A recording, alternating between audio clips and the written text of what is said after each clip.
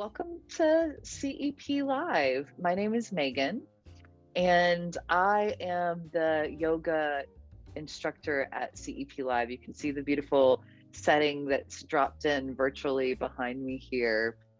We've got a little QR code on the screen. If you want to get those reminders each week, feel free to turn your phones and take a picture of that. You can see the little Q&A button on the right-hand side of your screen. If you have questions, we'll give you some answers as we have them along the way. And if you're interested in joining our research, there's a phone number here, 404-712-5555, where you can connect with Emory Neurology, which is how we get referrals into our program. So welcome in, everybody. We've got a lot of familiar faces joining. A lot of you have been friends with CEP Live for a while, or maybe it's your first time joining our weekly programming. And if that's the case, we're really excited to have you here this week. So if you can hear the jazz music, you know you're all tuned in. If you can see our announcements here, we'll be good to go. And I'm going to go ahead and turn the music down and just give everybody a little introduction to our program, an introduction to the topics that we're going to share this week, and let you know a little bit more about how to connect with us as well.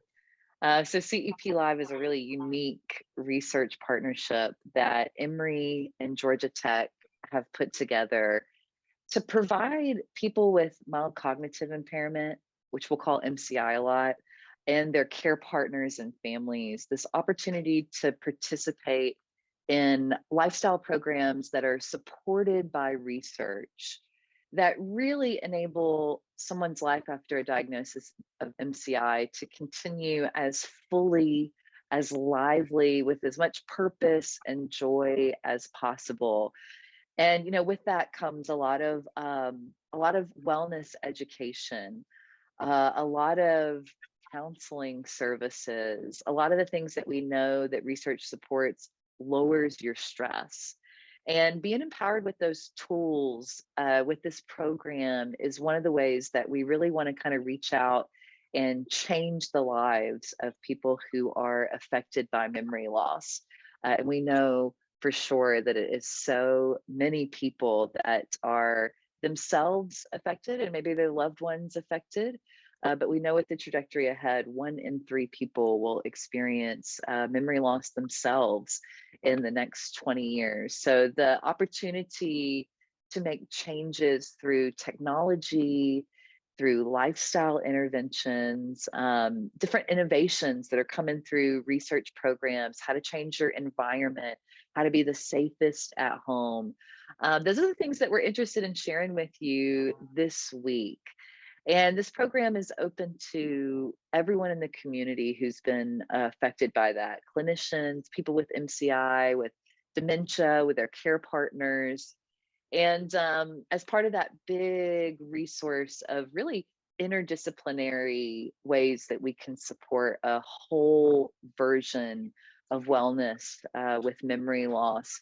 This week, we've got a talk coming from our resident occupational therapist. You're going to get a little bit of time to meet her, to access some of the things that have come out that can really support you staying engaged in all the activities that you already love.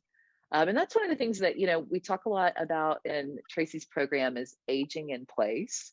How do we stay at home as long as possible? How do we stay fulfilled and as joyful as long as possible? And what does research have to say about that? What are the things that we can do that are small changes at home, maybe even that you haven't thought about yet, that Tracy's going to share with you this week? So I'm really excited about Tracy, Dr. Tracy Moon, who's going to share about proper body mechanics, different tools that we can use to help us stay active and purposeful for as long as possible, despite normal changes that come, not just with MCI, but just with regular aging as well. And just to give a little bit of a preview about, I think what's the best part of CEP, which is the people that come to us and are a part of the program are phenomenal. The second best part of CEP is the people who work for CEP. And Tracy's a part of that group. She earned her doctorate in occupational therapy from the University of Tennessee, Chattanooga. She's got a bachelor's degree in sports and exercise science. So she really kind of comes with these two references with her background, not just in those expertise, but also working in home health, working in acute care, and working in a lot of different variations of different care facilities. So she's bringing to the talk today all of that knowledge, all of that resource. And because of that, we want you guys to really kind of reach out with the questions that you have. Maybe as Tracy shares, I might interject with questions, Tracy. We encourage you to use the Q&A and the chat version to jump in with questions. So welcome to CEP Live. Tracy, thanks for being here this week. Of course, I'm excited. So I'm gonna go ahead and share my screen with you all.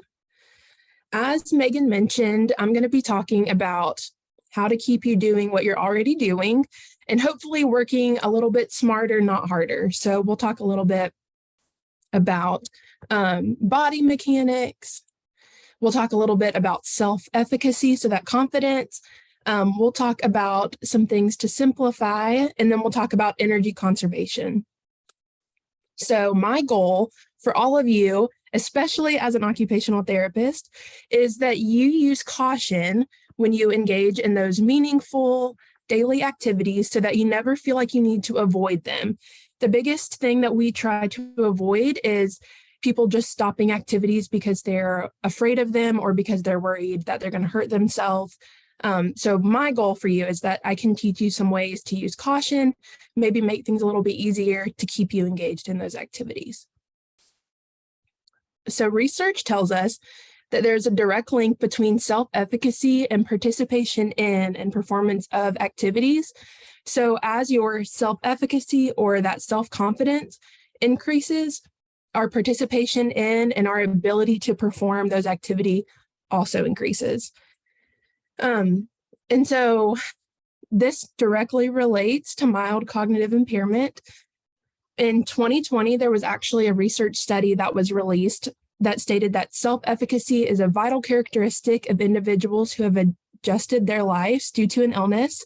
As we know, MCI can take a lot of adjusting from ourselves, from our loved ones, and self-efficacy and having that confidence in ourselves is a big part of that.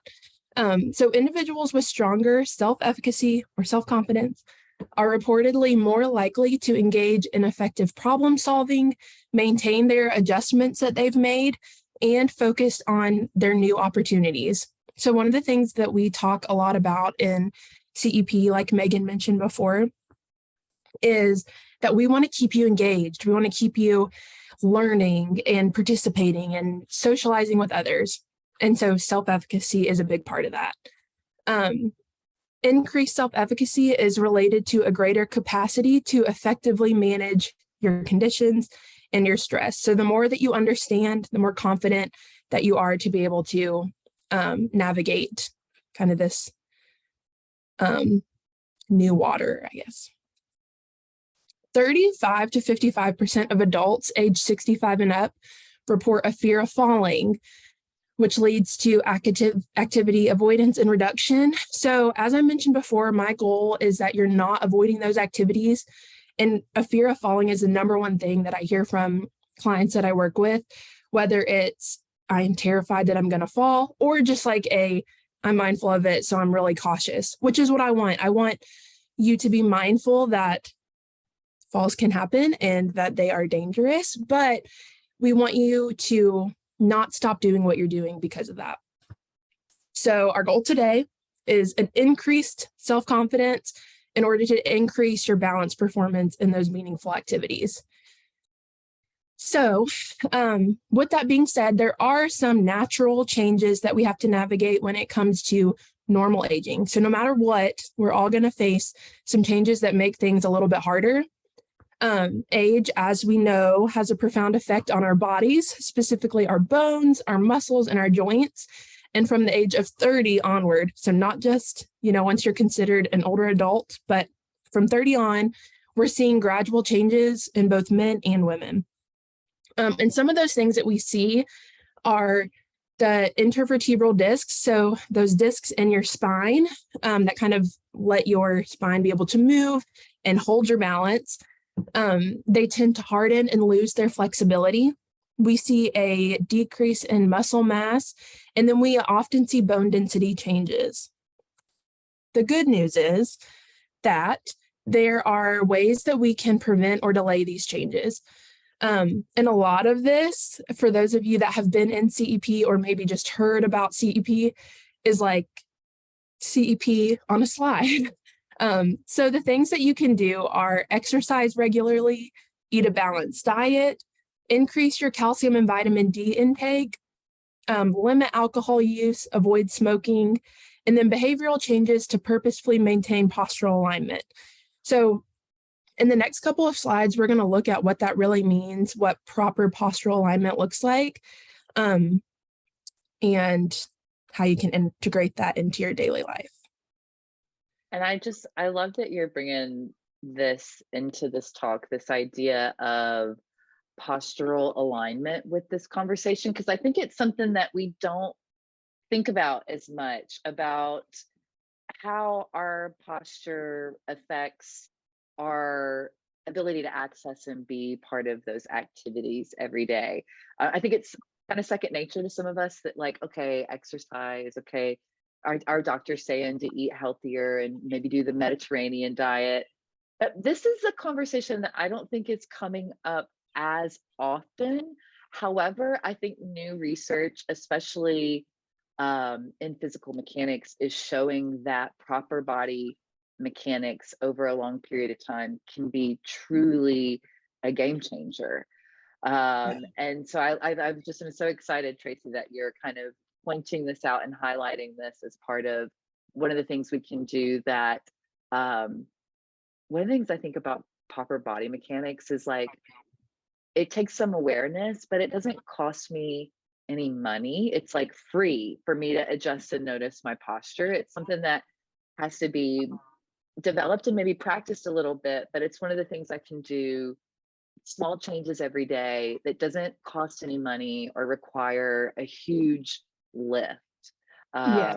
So that's, anyway, just wanted to interject with my excitement for that. Yeah, yeah, I if you love guys that. have any feedback, drop it in the chat. If this is something new, or if this is something you've heard of before, let us know in the chat. Yeah, your body mechanics, and especially your postural alignment, is something that you will use all day, every day. It's not something that's just like when you pick up a box, which is what most people think of, and we'll talk about that, but it really is, how you carry yourself. It's every aspect. So as you can see here, it's how you're sitting right now in your chair, whenever you lift or carry things, even when you're sleeping, how you're aligning your body. So it's not, like Megan said, something that takes a lot of lift. It's not something that needs any extra time. It's just a part of your daily life. And so correct body alignment is vital for efficient movement, and incorrect movement can lead to unnecessary stress on your spine. So that incorrect posture, being slumped, or incorrectly lifting or carrying things can cause problems in your back or your other joints unnecessarily. So our goal is to avoid that. On to the next one. So while you're just sitting here, I want everyone to think about how you're sitting and look at your postural alignment. You want to, when you're standing, keep the weight on the balls of your feet, not towards your toes or towards your heels. Your feet should be about shoulder width apart. A lot of times, I think people, one of the biggest things I see is keeping their feet together, which isn't necessarily a bad thing, but the wider your feet are, shoulder width apart, you're going to have that stronger base of support. So just think when you're standing there to try to keep your feet shoulder width apart, just that little bit of space can make a big difference.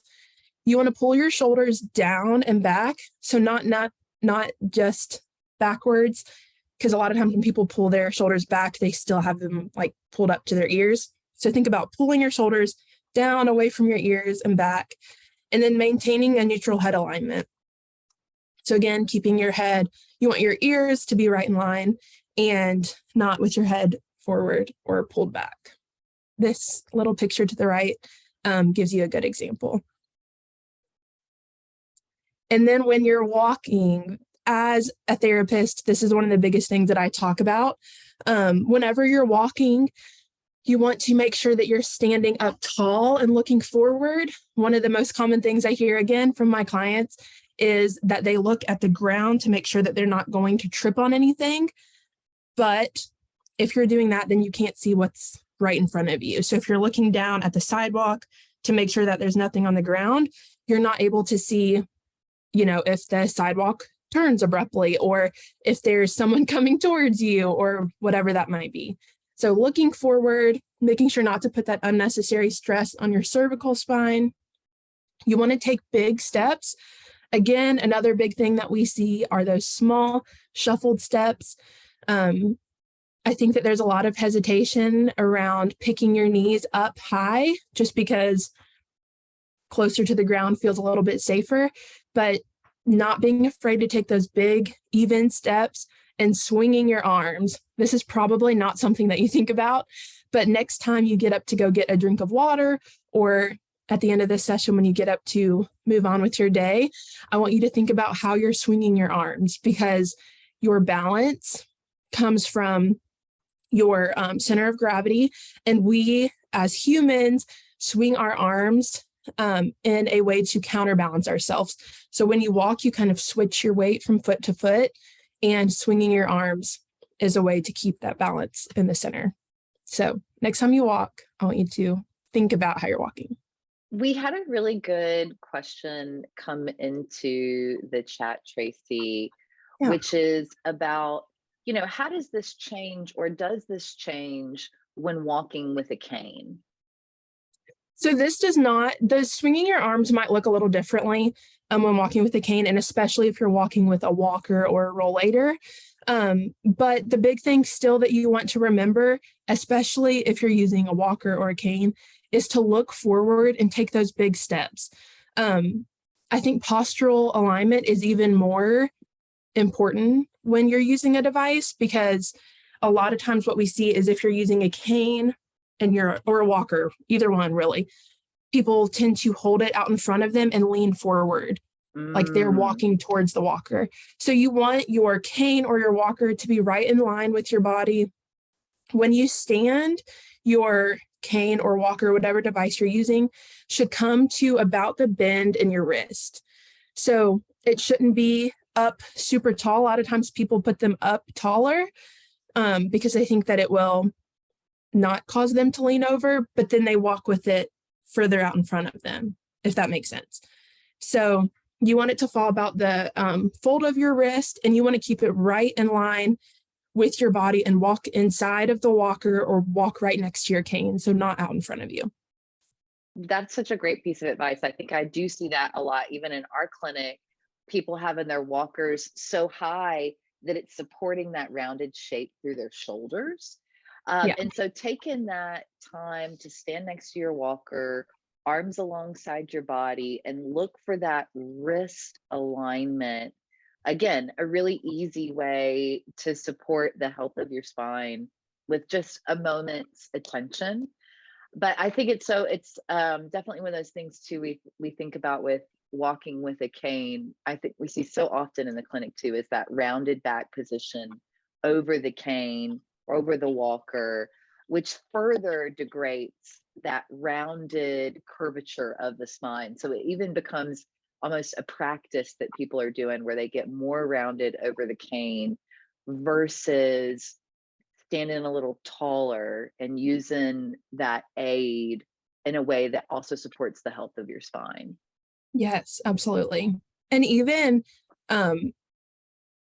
like thinking of it as when you're keeping it closer to your body, you're really able to walk with the cane instead of trying to force your weight onto it. So a lot of times, like with walkers or canes, we're kind of pushing it and putting a lot of our weight on it, when in reality, it's really just there to support you if needed. So I think sometimes like less is more. And when we think about it, if we think about keeping it close to us and making it a part of our regular walking.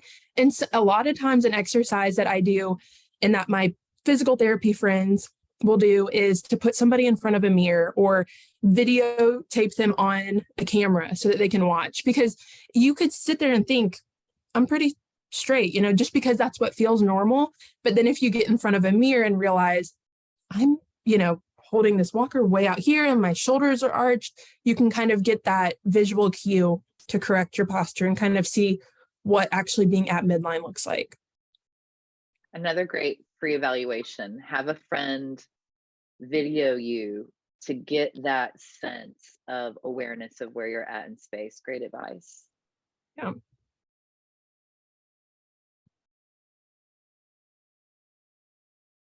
Okay. And then this kind of moving into what the typical body mechanics is, what we typically think about, reaching and bending. So when you're reaching overhead, you want to avoid your tiptoes. So our little girl on the right is showing you what not to do. You want to avoid having to get up onto your tiptoes. You want to try to maintain spinal alignment and reach with both arms extended. So if you do have to get something off of a top shelf, reaching like this and trying to pull something down is obviously putting unnecessary burden on your spine and putting unnecessary burden on your spine in a tilted position. So keeping your spine aligned, keeping everything stacked nice on top of each other, reaching with both arms and then pulling it down will help avoid any excess stress. And when you're lifting, this of course is probably the one that everyone hears the most.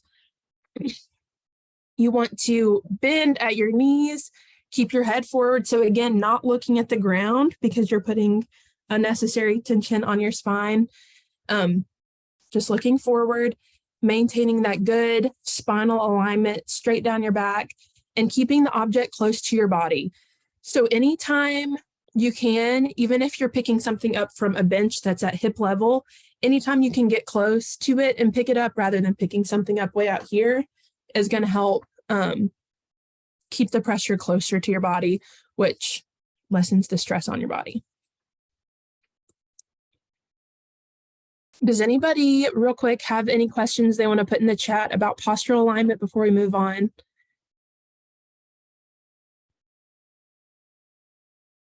Okay, we can always come back to that.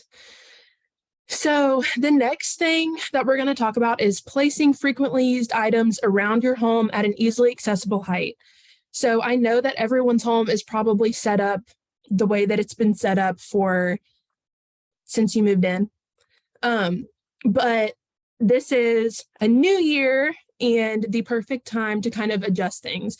So if you have a spice cabinet in your kitchen and your Italian seasoning has always been on your top shelf to the left, you know exactly where it's been there since you were 20 years old.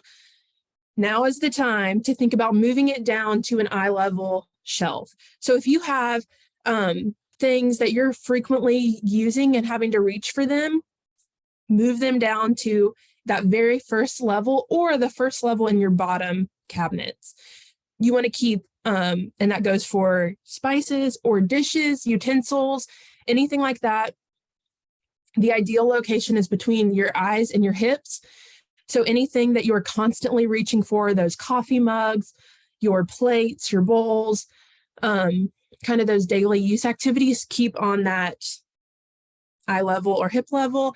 And then the things that you maybe don't use as often, like I don't know what people don't use as often. I don't bake cakes much. So like my cake pan is up on one of the top shelves. So the things that you're not using as frequently, don't be afraid to move them up a row, move the other things down, cups, all of those things. And keep things organized. So if you have, everyone has that junk drawer or junk closet in your house. And if you have everything a mess when you go to reach in to the point where something might fall if you go to pull something out, then it's just going to cause more stress on your body. So when you're reaching up, you're going to be trying to fumble with everything, try to find everything. So when it comes to visually scanning and protecting your joints, the ideal thing is to have things organized. It takes time, I know, but to have things where you can easily spot them and grab them will make everything a little bit easier. And then in your shower, you want to utilize an organizer to help keep things, again, at that eye to hip level. A lot of times, what we'll see if we go into a client's home is things on the floor of the shower, just because there's not like a good place to put them, like a good shelf to put them on. And that causes a problem, as I'm sure in our minds, maybe not physically a problem, but I mean, you are stepping into a slippery shower. If you have glasses, you don't have your glasses on. Things are foggy. So we don't want you reaching all the way down to the floor to pick up your shampoo and then back down to the floor to put it down and then back down to get your, body wash. So these are a bunch of variety of organizers. They make over the shower organizers. They make shower or over the door organizers, over the shower head organizers. And then this little tension rod goes from the floor to the ceiling, and the little shelves on it, you can actually adjust their height. We've had a couple of clients in CEP that have used those and have vouched for them and say they work great. So just having something to keep things up off the floor, that way you're not bending down and it's not a trip hazard. Another good thing to keep in mind is a long-handled sponge or one of these, I forget what they're called. I think they're called a bath strap. Either one of these items are really good for helping you reach down to wash your feet or the lower part of your leg. Because again, same kind of idea, you're in a warm, foggy environment without glasses. We don't want you reaching all the way down to wash your feet. We want you to wash them, but this is just a little bit safer way to do that. And then, of course, I have to mention grab bars and shower chairs. One of the things that we hear a lot is that people don't want their home to look like a hospital or a nursing home. And nowadays, they don't have to. Grab bars and shower chairs are very interior design forward nowadays, I guess. And so you can get something very chic to match your bathroom. They do have still the regular ones that look like hospital grab bars that are available, but you can have safety and also still have the bathroom that you love. It doesn't have to be one or the other. You don't have to look like a hospital whenever people come to visit. But safety is first in my eyes. So adding just a couple of grab bars to your shower or near your toilet is a really simple way to keep you safe and just have as reassurance. Maybe you don't need them right now, but if you did, they would be there. And then moving into your closet, you want to avoid placing things way overhead, again, that you use frequently. Of course, like in this picture, overhead is a good place to store items, maybe like off-season items or items that you don't use as frequently. But those everyday things like the shirts and your jeans, not having them up super high will help keep the strain off of your spine from reaching up that frequently. And then keeping things off of the floor. So your shoes or bags, whatever that might be, just keeping them even raised up a little bit can help take the pressure off of your spine from having to reach all the way down every single day to get your shoes. And then utilizing a shelving or organization container can help just kind of keep things organized. As you see, there's a trend in this PowerPoint, but keeping things organized not only can help you when you're visually scanning, trying to find things, but it just also helps conserve your energy for more important things rather than spending, 10 minutes trying to find something in your closet or 10 minutes trying to find a certain spice in your pantry. So keeping things organized, keeping things between eyes and hips. And then while we're on that topic, a big thing that I want to encourage you to do is to give yourself permission to slow down. So conserving your energy for the things that are most meaningful to you is important. And getting ready in the morning is probably not the number one thing that you want to be doing.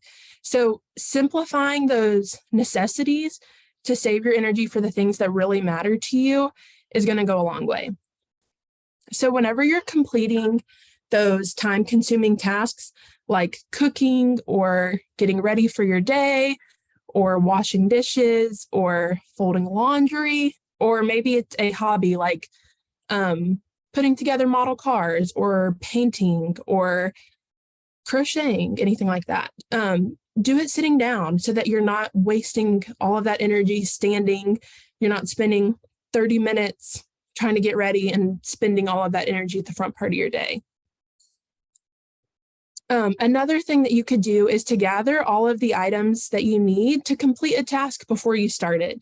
So if you're preparing a meal, if you go ahead and have your recipe, grab all of the ingredients that you need beforehand, then you're not running around to several different places throughout your time doing it. And then same thing when you're getting ready for the day, doing laundry or doing your hobbies. If you have everything in one condensed area, then it's not as stressful trying to get it done. And then the last thing I'm going to talk about is planning out your day. I know that we don't always have the benefit of being able to plan out our day. I know a lot of times things are just kind of set and that's that. But for the larger things, if you try to plan a week in advance, you can space activities out so that you can build in rest days. So if you have a doctor's appointment on Monday and you know that your family is coming in on Thursday, then you can plan to have a rest day one of those days. To plan like Tuesday, you know that that's going to be your rest day so that you can prep for a busier end of the week. You can also alternate energy consuming activities with lighter activities. So if for your day you have a doctor's appointment, you need to go grocery shopping, and you have a family dinner, people are coming over later, you can alternate some of the lighter activities like sitting down to pay a bill or whatever your lighter activities might be. Kind of putting those in between, or just sitting there and reading or listening to music, whatever that might look like. So that way you're rebuilding your energy, kind of recharging for the more energy consuming activities that you have planned. And then plan your activities when you typically feel your best. So if you know mornings are better for you, or if you take a specific medicine and you know that you feel better 30 minutes after you take that medicine, but in 3 hours, you're probably not going to feel your best, then try to plan activities around your time. Like whenever you are going to feel your best and have the most energy is when you're going to be able to enjoy that outing or enjoy the people that you're planning it with.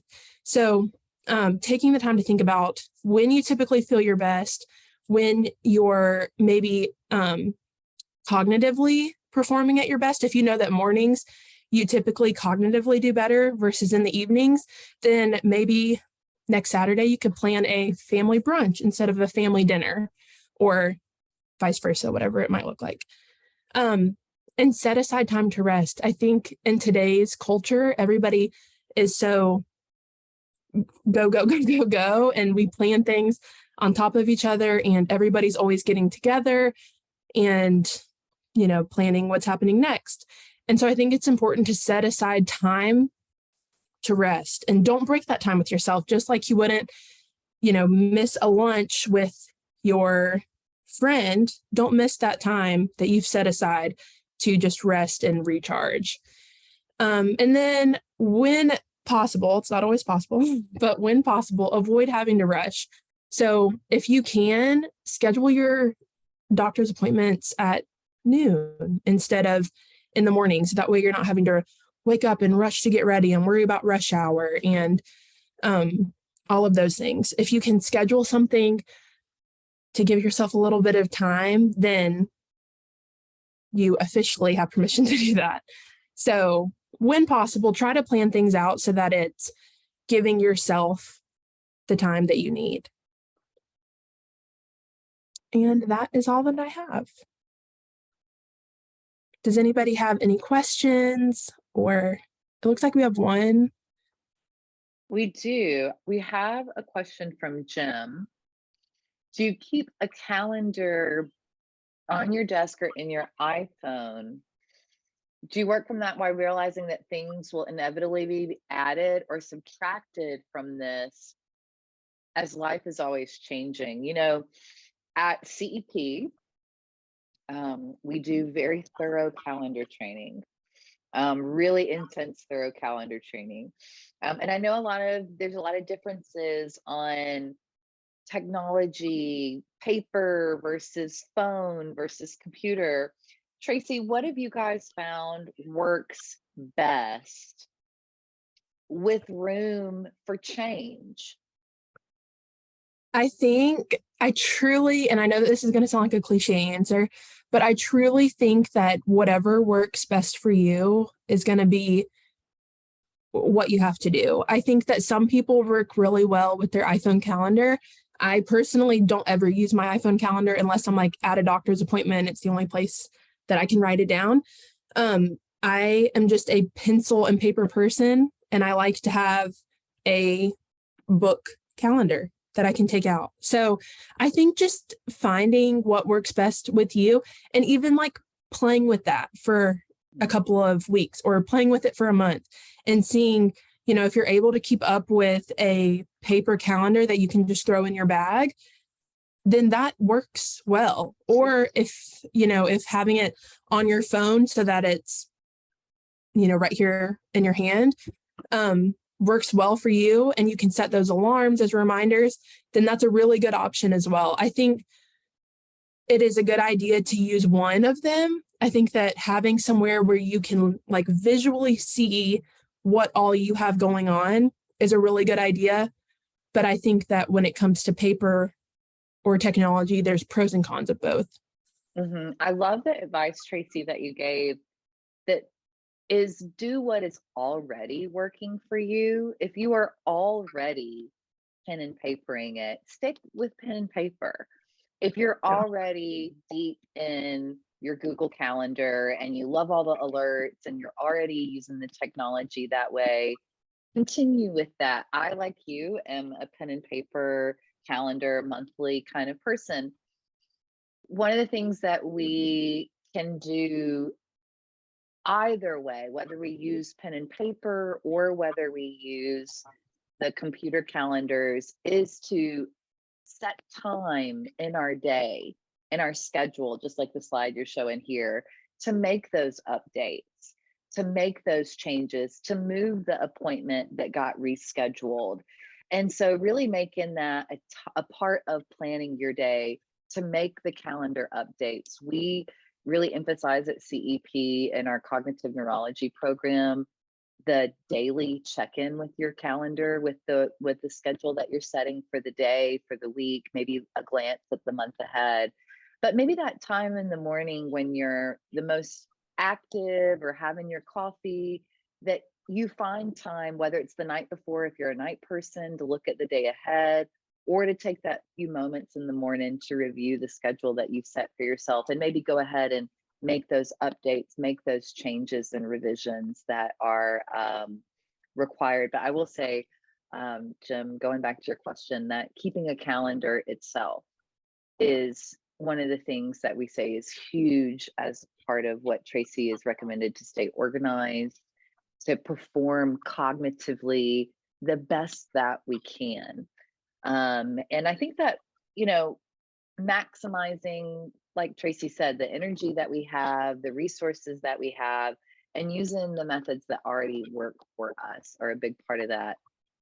Tracy, any other thoughts that you have about calendar keeping? No, I agree. I think honestly, it's just finding what works. And I mean, using a pencil so that you can erase and make those changes as needed. Because I know for me, it's always hard. Like if you have something written in pen and you have to scratch it out, because then you're like, lost space and what was there. So using a pencil and erasing and changing as needed. I'm curious, you guys who are still on the call, there's a lot of us here. What are you using? Are you using a calendar? Is it on your phone? Is it a pen and paper? What is working for you right now? What are your recommendations? I think that it's one of those things, especially when we're having cognitive changes, knowing what's ahead can set the stage for things to move smoothly, not just cognitively, but also emotionally as well, knowing what's planning ahead for next week, so I can really kind of situate my social time to not be in the times when I'm already worked up and stressed out. Good advice for all of us, not just those with MCI, right? We say that a lot in the things we recommend at CEP, that the things that can be useful for anybody, but especially after cognitive changes. These calendars that you keep in your back pocket can be the difference between a day that goes really well and really smoothly and one that is a little bit more scattered and chaotic. And I think we find that as well, Tracy, with care partners too. Yeah.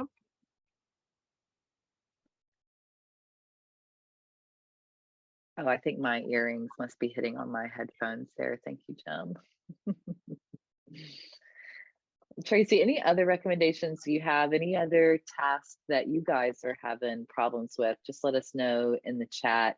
I'm going to drop some information in the chat. If you are curious about the Cognitive Empowerment Program, it is a program that we do in person, 1 day a week. We have this option available because we're so lucky to have grant funding for free through Emory University. However, you do have to have a referral from Emory Neurology. So if it's a part of your network, if it's something that is available for you, we put some links into the chat. You can go to that link or call us at 404-712-5555. Our virtual program that you're a part of right now is one of the ways that we want to make this program accessible to anybody without having to come in person.